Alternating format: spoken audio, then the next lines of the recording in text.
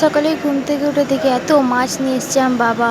তার কারণ আজকে আমাদের বাড়িতে অনেকজন আসবে, তাই আমিও সকাল সকাল স্নান টান করে এখানে চিয়া সিড খেয়েছি। নিজেকে চা বানিয়ে খেতে হচ্ছে। তারপরে আমাদের বাড়িতে চলে এসেছিল এই গুন্ডাটা। এখানে দেখছি আমার মারা সব মুড়ি খাচ্ছে, তাই আমিও একটু মুড়ি খাই নিলাম। আমার ভাইকে মুড়ি দিয়েছি, দেখো কিভাবে খাচ্ছে। দিয়ে দেখছি এরা সব রান্না ঠান্না করছে, কত ভালো মন্দ খাওয়া দাওয়া হবে আজকে।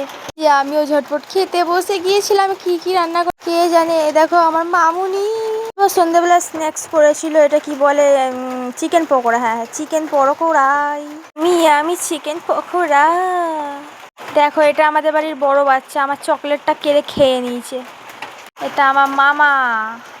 আর দেখো দুই মস্তান একসাথে হয়ে আমার বুনিকে নিয়ে টানাটানি করছে, মামা ভাগ্নে একসাথে হয়ে।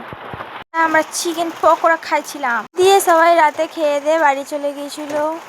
মামারাও বাড়ি চলে গেছিল। তো টাটা বাই বাই, দেখা হচ্ছে আর 15 মিনিট ব্লগে। হুইয়া।